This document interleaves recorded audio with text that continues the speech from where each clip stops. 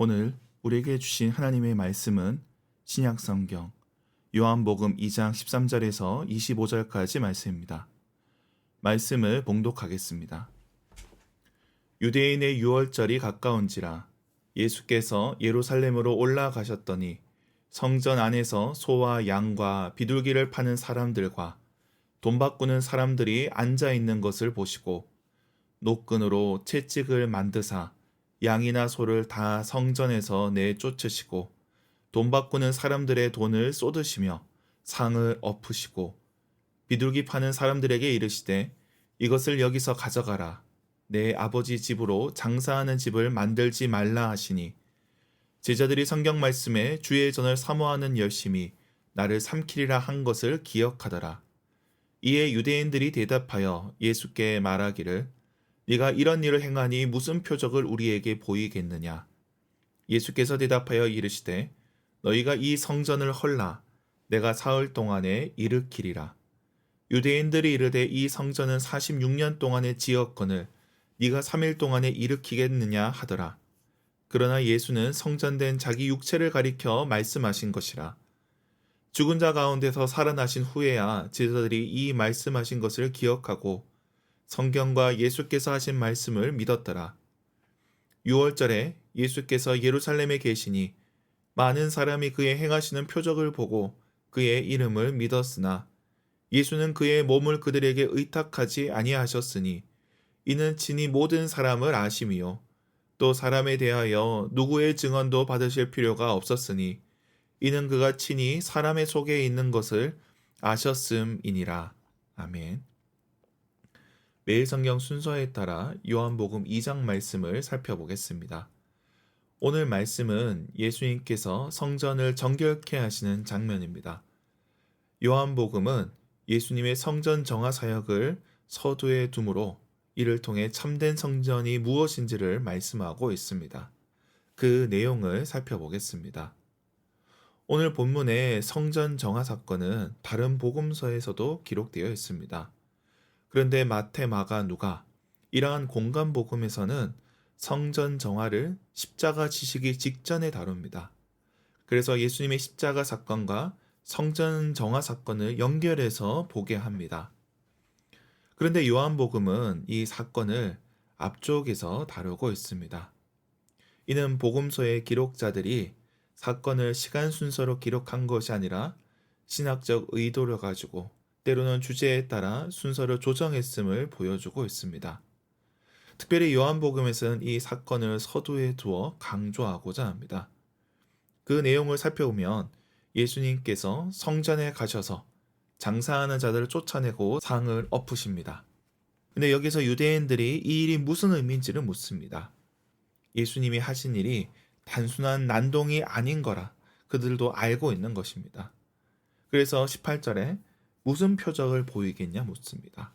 이런 일을 벌이는 자격을 드러내라는 겁니다. 자신들은 대제사장이 부여한 권한이 있습니다. 성전에서 장사하는 것도 대제사장이 허락한 것입니다. 그렇다면 이를 막는 예수님은 어떤 권한이 있는가 묻는 겁니다. 그래서 이를 표적에 대한 질문으로 이어집니다. 초자연적인 능력으로 표적을 보임으로 하나님께로부터 왔다는 것을 보이라는 겁니다. 이에 예수님이 대답하십니다. 19절에 이 성전을 헐라 내가 사흘 동안에 일으키리라 말씀하십니다. 예수님 당시 성전은 헤롯 대왕이 짓기 시작한 성전입니다. 과거 초라했던 수룹바벨 성전을 크게 중축하였습니다. 그래서 당시 이방인들이 보기에도 대단한 신전을 짓고 있습니다. 성전 공사가 길어진 이유가 그만큼 공을 들였기 때문입니다. 그런데 예수님은 이 성전을 허물라 말씀하십니다. 그리고 사흘 만에 다시 일으키시겠다 말씀하십니다. 이를 성전 건축은 3일이면 끝낸다, 어떤 기적을 행하였다는 것이 아닙니다. 20절에 이에 대한 해설이 있습니다. 이는 바로 자기 육체를 가리켜 말씀하신 것입니다. 죽은 자 가운데서 살아나실 것, 부활을 염두에 두고 있습니다. 어쨌든 이 말씀은 지금 눈앞에 있는 거대한 건물이 성전이 아니라는 겁니다. 사람의 손으로 지은 건물, 이것은 헐어버릴 것입니다. 그 속에서 벌어지는 장산일들은 하나님과 상관이 없는 겁니다. 그들은 하나님의 전이라고 하면서 시장통으로 만들었습니다. 그래서 예수님의 이러한 말씀은 성전에 대한 강력한 공격입니다. 그러므로 자기 몸을 성전을 삼겠다는 것도 단순히 상징적인 말이 아니라 건물로서의 성전을 넘어 자기 몸이 온전한 성전이다, 유일한 성전이다 말씀하시는 겁니다. 예수님은 겉으로만 거룩한 성전을 공격하십니다. 예수님의 몸이 성전이 되는 것입니다. 건물로서의 성전이 몸으로서의 성전으로 바뀝니다. 더 나아가 3일 만에 일으킨다 이 말씀은 부활을 뜻하는 것이기도 하지만 이전의 솔로몬보다 스룹바벨보다 그리고 이 성전을 46년간 짓고 있는 헤롯보다 더 위대한 분임을 드러내고 있습니다. 오늘 우리도 마찬가지입니다. 우리도 예수님의 몸의 지체입니다. 그러므로 우리도 거룩한 성전이 되는 겁니다. 초대교회는 예루살렘 성전에서 기도하기도 했지만 성전이 무너졌어도 흔들리지 않았습니다. 그들 각자가 성전이었기 때문입니다. 이처럼 몸을 성전으로 삼는 신앙은 건물로서의 성전보다 더 거룩한 몸을 세워가는 겁니다. 우리의 삶은 일상을 살아가고 있습니다. 그 속에서 거룩한 삶을 살아야 됩니다. 때로는 인간이 쌓아 올린 건물과 제도로서의 종교가 참된 성전과 참된 믿음을 대체하려 할 것입니다. 그러나 그때 우리는 이 거짓 세상을 엎어버려야 될 것입니다. 거짓된 것을 치워버리고 참된 믿음으로, 참된 거룩함으로 살아가야 할 것입니다. 우리가 부활을 믿는 것은 단순히 죽음 후의 영생뿐만 아니라 오늘을 거룩하게 살게 하는 힘이 있습니다. 우리 모두는 부활을 믿는 자들입니다. 우리가 예수님의 몸입니다. 우리 또한 거룩한 성전입니다. 오늘 하루 거룩한 성전으로 살아가는 저와 여러분이 되길 주님의 이름으로 축원합니다. 기도하겠습니다.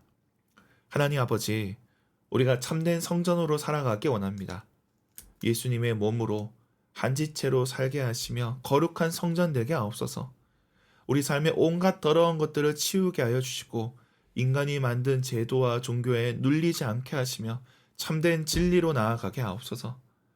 이 땅의 교회가 더 큰 건물, 더 높은 건물을 짓는 경쟁을 하고 있습니다. 그 속에 장사꾼의 논리가 자리 잡을 때가 있습니다. 그러나 주님, 우리 각자가 거룩한 성전이 되게 하옵소서. 돈의 논리가 아니라 믿음의 논리로 살게 하옵시고 부활을 믿고 그 몸을 세워가게 하옵소서. 우리 교회를 위해 기도합니다. 우리 교회가 서로 돌아보며 주님의 뜻을 이루어가는 교회 되게 하옵소서. 거룩한 주님의 몸으로 공동체를 세워가게 하옵소서. 주님께서 기뻐하시는 교회 되게 하옵소서. 다음 세대를 위해 기도합니다. 중고등부 자녀들 주님께서 기억하여 주시고 저들이 학교와 학원, 독서실을 오갈 때에 주님께서 저들을 지켜 주옵소서. 저들에게 꿈을 허락하여 주시고 장차 하나님의 사람으로 잘 준비되어 요셉처럼 다니엘처럼 그렇게 쓰임받게 하옵소서. 저들을 지도하는 전도사님과 교사들에게 주님 함께하여 주시옵소서. 연약한 지체들을 위해 기도합니다. 병상에 있는 성도들 주님께서 강건케 하여 주시고 다시 일으켜 세워 주시옵소서. 지친 가족들을 위로하여 주시고 저들과 함께하여 주시옵소서. 또한 경제적으로 어려움 겪는 이들에게 주님께서 필요한 것들을 공급하여 주시옵소서. 직장생활 하는 자들에게 하루를 견딜 힘을 더하여 주시고 그들이 하는 일이 헛되지 않음을 깨닫게 하여 주시옵소서. 공부하는 학생들에게는 지혜를 더하여 주시고 은혜를 더하여 주시옵소서. 태의 열매를 놓고 기도하는 가정들이 있사오니 저들에게 생명을 허락하여 주시옵소서. 오늘도 주님 앞에 나온 권속들 온라인으로 참여하는 성도들이 있습니다. 저들의 기도에 주님 응답하여 주시고 우리의 일상을 거룩하게 하옵소서. 감사드리며 예수님의 이름으로 기도드립니다. 아멘.